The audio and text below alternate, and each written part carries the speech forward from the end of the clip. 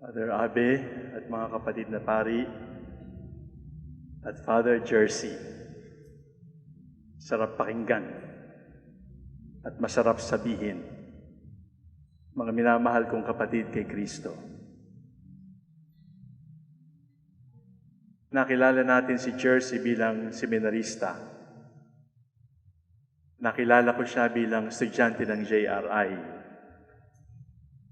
Meron ho bang seminaristang sa loob ng pag-aaral sa seminaryo ay hindi dinaanan ng pagtatanong,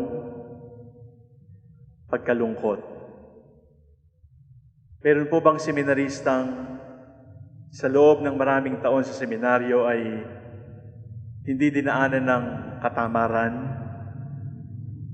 o crush sa babae? O gustong maggawa ng pamilya at nangarap na magkaroon ng sariling anak? Meron po bang seminaristang hindi inabot ang tamad sa pagdarasal? O kaya seminaristang hindi dinaanan ng pagtatanong, tama ba itong ginagawa ko? Meron po bang seminaristang napakabait at sa loob ng seminaryo, perfect seminarian, walang maibabato, walang kapintasan? Ang sagot po ay wala. At si Father Jersey po ay kasama dun sa mga seminaristang iyon. 33 taon po ang agwat ko kay Father Jersey bilang pari. At ngayon, pwede na rin ako magtanong, meron bang pari na hindi tinamad magdasal? Meron bang pari na hindi dinaanan ng mahalay na isip? Meron bang pari na hindi natukso sa maginhawang buhay? Meron bang paring tuwing mag-homily ay nakahanda? Meron bang paring hindi nagagalit kahit kailan? Meron bang paring palagi na lamang nakangiti? Meron bang paring palaging masunurin sa obispo? Meron bang paring hindi nagdududa sa kanyang bokasyon? Ang sagot pa rin po ay wala. At si Father Jersey at ako, kasama dun sa mga paring yon. Ang tawag po sa amin, kapos. Kapos palad ang bawat pari. Yun ang totoo. Kung kami ay tinimbang, palagi na lamang kaming kulang.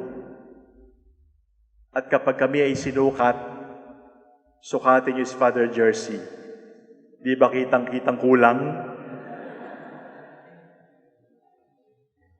Palagi na lang kapos. Palagi na lang maikli. Palagi na lang kulang. At yun ang buhay namin. Yun ang aming pinagmulan.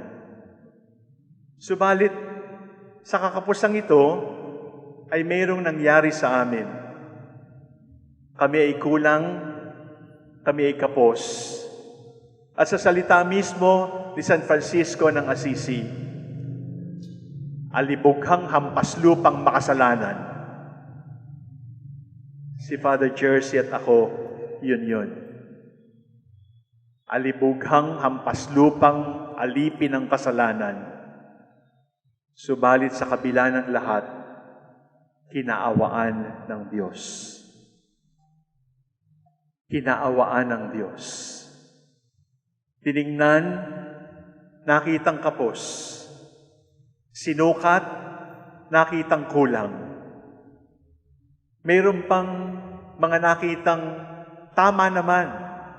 Mayroong nakitang mas matalino, mas banal, mas mabait.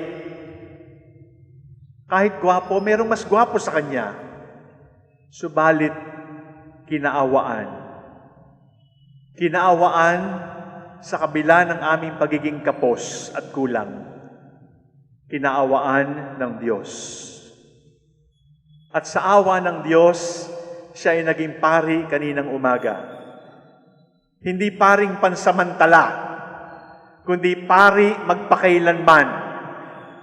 hanggang sa pagbabalik ng ating Panginoon sa wakas ng panahon, si Jersey ay pari. Hindi pansamantala, hindi 3 taon, hindi 50 taon, hindi 100 taon, kundi magpakailanman. At bakit? Dahil sa awa ng Diyos. Kinaawaan ng Diyos kahit kapos. Kinaawaan ng Diyos kahit tamad. Kinaawaan ng Diyos kahit mahalay. Kinaawaan ng Diyos kahit marumi ang isip. Kinaawaan ng Diyos. Yon ang kwento ng bawat pari. At walang paring pwedeng humarap sa altar na pwedeng sabihin, karapat-dapat ako. Sapagkat bago niya kainin ang katawan ni Kristo, bago niya inumin ang dugo ni Kristo, araw-araw sasabihin ni Father, Panginoon, hindi ako karapat-dapat na magpatuloy sa iyo. Hindi ako karapat-dapat. Bakit ako? At habang panahon, magtatanong ang pari, bakit ako? At habang panahon, ang bakit ako ay mananatiling walang sagot. Sapagat ang awa ng Diyos ay misteryo para sa atin. Sabi ni San Juan Maria Vianney, hindi natin sukat maintindihan ang halaga, ang kabanalan, ang kataasan ng misteryo ng pagiging pari.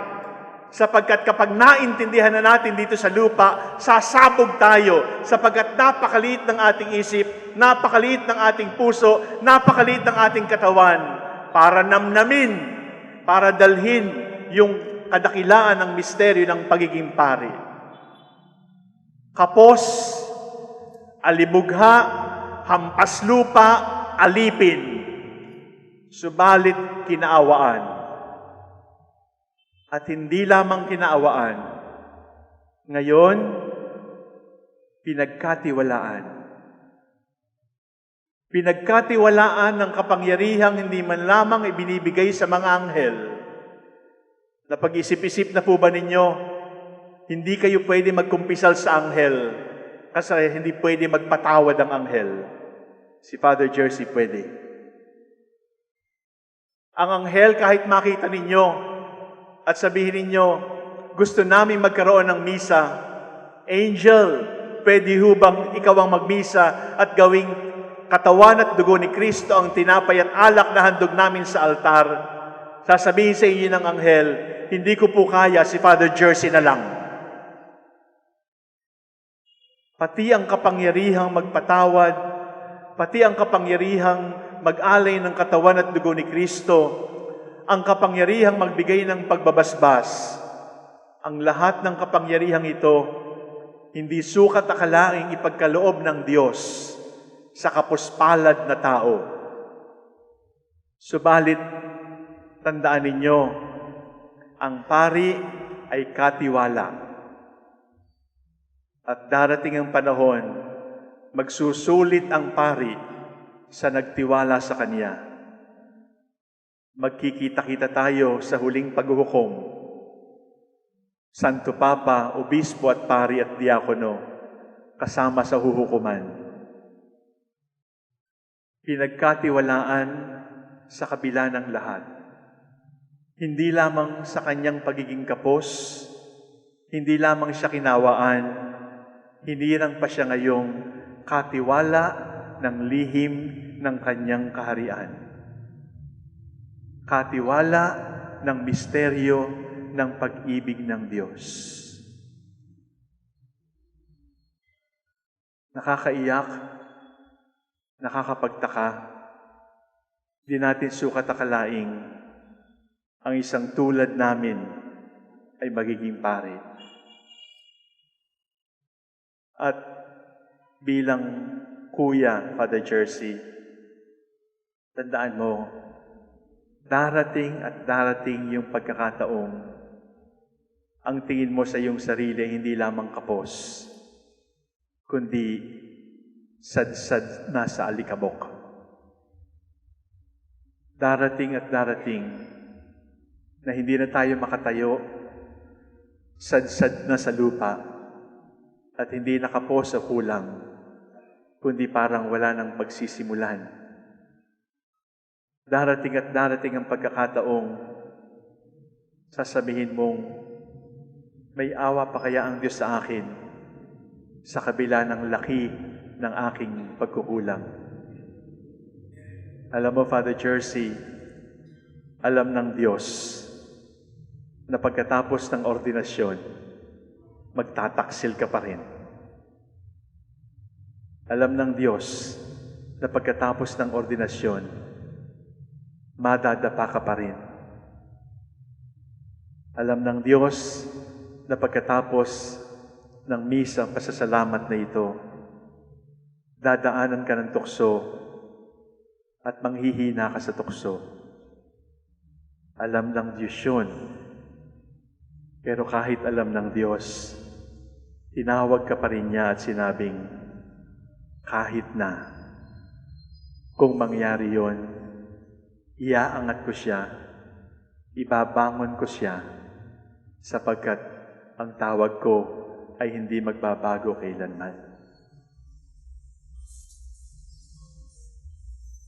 At kung dumating yung pagkakataong wala ka na ring tiwala sa iyong sarili, sapagkat sa pagkakilala natin sa Diyos, ay ilalaglag na rin tayo.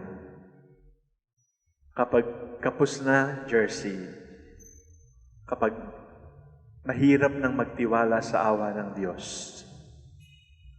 kapag parang hindi na tayo karapat-dapat na pagkatiwalaan ng mga dakilang misteryo ng langit,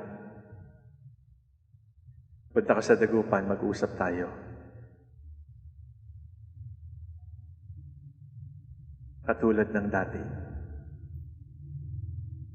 At mag-usap tayong magkasama at makipag-usap tayo sa Diyos.